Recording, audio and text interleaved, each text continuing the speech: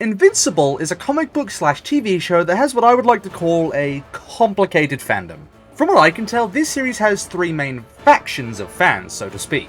One is the general comic book audience who just like to read a story that they find fun. Another is the people who revere the comic for its fast pace and, in their words, simple action story that cuts the metaphorical crap. That's a real quote I've seen at one point. I'll see if I can find it to put it up on screen. And finally, the people who gush over the romantic subplots. I'm looking at you, sarcastic chorus. While there isn't necessarily a wrong way to enjoy a comic book, I will say that the second faction in particular probably aren't going to like this video too much. Because today, I want to sit down and talk about my favourite part of the entire Invincible comic run, the Invincible War. I want to talk about the pacing, setup, atmosphere, art, themes, and so on that are presented within this arc of the story's run. And considering how aggressive some fans of Invincible are to say that it's just mindless action that doesn't require deeper thought, I don't imagine they'll take too kindly to my opinions here, but hey, you can't please everyone. That being said, if you do go on to enjoy this video, please consider leaving a like, subscribing, and maybe sharing the video around to others who you think may enjoy it. Also, if you notice that my visual style has changed up, it's because I'm trying to go back to my old video style and just see if it does better or worse, because, you know, obviously I need to get views somehow. Gotta pay the bills. And so without further ado, let's get right into it. It's hero time! So it's pretty commonly agreed that the Invincible comics pacing is utterly atrocious, with everything moving at an absolutely breakneck pace. Of course, with Robert Kirkman, the creator of Invincible, being able to rework things that didn't work so well for the comic with the modern TV show adaptation, most people online that I see discussing the show who have read the comics say that the pacing is much better, and things feel a lot more well-paced thanks to all the undeniable yet beneficial padding that the show tacks on. To get a sense of just how quickly the comic goes from story to story, the Invincible War itself only lasts from issue 60 to 64, if you include the aftermath and the following fights. This massive event, where 16 different counter-Invincibles attack and devastate the planet Earth without mercy at the order of Angstrom Levy, is somehow only 4 issues long, or again, 5 if you count the aftermath and following battles. Hell, the actual conflict of the Invincible War only spans 1 issue, that being issue 60 itself. That is ridiculously short, but it would be wrong to say that the time was used poorly. In fact, a lot happens during these 4 to 5 issues, which gives us plenty to talk about today. Which reminds me, I should probably give a basic rundown of the Invincible War's actual premise for anyone who isn't fully aware. So basically, big brain Angstrom Levy over here hates the spandex-clad brick wall that is Invincible. Having failed to thwart the blue-banded Bumblebee in the past, Levy decided, hey, if you can't beat them, make more of them join you, and using his powers of dimensional access, gathered 16 of the most powerful counter-Invincibles that he could get his hands on from across the multiverse in order to defeat our Mark Grayson for good. While only one of these Mark Graysons has an official nickname, that being Mohawk Mark, I've taken the liberty to name all of these different counter-Invincibles for the sake of discussion in this video, so let's go over those now. Angstrom's amassed force of counter-Invincibles is comprised of Bug Eyes, Invincibold, Messy Mark, Spider Mark, Mustache Mark, Veil, Indestructible, Empire Mark, Cosplay, Goggles, Nutsack, Death Stare, Gundam, Mohawk Mark, Boy Band, and Invincibee. I'm actually quite curious, so leave a comment below letting me know which one of these guys you think is the most interesting in terms of design. Personally, I'm quite a big fan of Veil, Spider Mark, and Invincibee, but I'd love to know which ones you guys prefer. One of the wonderful things about multiverse-focused storylines and superhero comics is the opportunity to design alternate costumes for the titular characters. One of the best parts of any Spider-Verse project, for example, is seeing what fascinating alternate takes on the web-slinging Wonder Boy have been thought up. And I'd say the same certainly goes for the counter-Invincible army. The designs of these guys range from simplistic pattern swaps to becoming practically unrecognizable, and I think that that's always a super good thing for any multiverse story. If the designs are interesting, that will go a long way for the appeal of a story.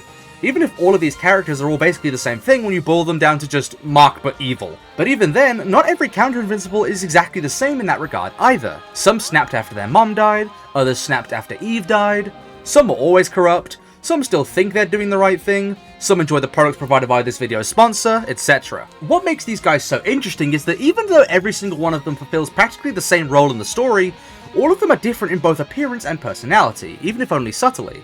And I feel like it's fairly difficult to create 16 very similar yet clearly distinct characters and introduce them all at the same time, without it becoming confusing whatsoever, so credit there. That said, the counter-Invincibles are more than just cool costumes and interesting alternate timelines. They're monstrously powerful. We're given a quick glimpse into the sheer destruction that the counter-Invincibles are wreaking all across the world, and as soon as this story has begun, it has already descended into an apocalyptic chaos. Both counter-Invincibles and the heroes who fought them alike lay dead in the rubble of buildings. Those who survived are maimed and wounded, and where the weaker Mark Graysons were weeded out, The strongest are still thriving on the chaos. Another aspect of this story that I really enjoy is Mark's new black and blue suit, which was used as a way to indicate the darker tone that the story was about to take, and well, after seeing the aftermath of the Counter-Invincible's attack on Earth, you can really feel that tone shift. Where the story is usually moving at supersonic speed, and the battle itself was extremely quick, the aftermath of the Invincible War is palpably slow, intentionally drawn out and made to show every excruciating detail of the consequences of this conflict. And then, well, if all that wasn't bad enough already, thus arrives one of the strongest Viltrumites to ever live, Conquest. And from there, things only continue to devolve. But I think that's a story for another time. While people do count the battle with Conquest as part of the Invincible War arc, we have to acknowledge that, strictly speaking, this battle itself is only one chapter long. A short, self-encompassed story that has both a start, a middle, and an end, as well as a setup for what comes next. And honestly, that's something that you don't really get these days. We say that Invincible's pacing is breakneck, but to be fair, pretty much all comics used to be this way, with two-parters and big event stories being a seldom sight, unlike nowadays where everything has to be a cliffhanger story with a massive overarching plot. I'm not here to preach on the golden days of comics or anything like that. I mean, hell, Invincible itself was clearly made in a lesser time, but hey, there is something to be said for the fact that so much heart, badassery, and intrigue was poured into just one issue of a comic book. But outside of just how much is packed into this chapter, I think the true value of this story comes from what it implies from an in-universe perspective. This is why the, hardcore Invincible fans aren't going to like me for this video. During the war itself, Invincible is attacked by his friends and allies who believe him to just be another Counter-Invincible. And even the Counter-Invincibles themselves believe him to be a fraudulent copy of them. Not to mention Invincible's father, Omni-Man, has already shown the raw destructive power of the Viltrumites in the past. And while Invincible was once respected as the hero who thwarted his father's efforts, after seeing just how dangerous he could be if left unattended, and not only that, but how likely it was for him to turn bad, as pointed out by Angstrom Levy himself, the world quickly began to fear that the Invincible they relied on could someday turn down the dark path as well. And their fears are justified. After all, if Mark ever did go down a villainous route like all of his other counters across the multiverse, who would be there to stop him? After all, he would be... But with all of that said, that's about all I have to say for this video. I'm very sorry for that. I couldn't not do that joke. Thank you all so much for watching. Please leave your thoughts and opinions in the comments down below, and please subscribe if you enjoyed. And now, let's move into our usual post-video rituals. First of all, big shout out to our channel's Thunder Beasts, Riverjoy, Hern_, Minimal Muir, Victor Matusik, Charscream AA, and Plasma6. If you want to help support the channel so I can keep making videos like this one, please consider becoming a channel member today. Now let's take a look at last video's poll, where I asked you guys if, overall, you preferred the Gen 4, 5, 6, or 7 Pokemon games. With 337 total votes, Diamond and Pearl got 16% of the total votes, Black and White won overall with 48% of the total votes, X and Y amassed 15% of the total votes, and Sun and Moon gained 21% of the total votes, which is pretty respectable. Honestly, this one was a toss-up for me, because Diamond and Pearl was my first Pokemon game, albeit not one I remembered too well. Black and White has my favourite decks of Pokemon just overall, and Sun and Moon were games that I adored at the time but played over too many times and quickly got sick of. So this really just left me with Pokemon X and Y, the only games in the franchise where I've ever actually owned both copies of the game, which you might have remembered if you watched this previous video of mine. Overall, X and Y are the games that I'm always the most excited to replay, so I'd be lying if I said they weren't my favourites. So now, let's give a shout out to everyone who correctly guessed that my favourites were X and Y. So, big shout out to Alondosaurus, the only one who guessed correctly.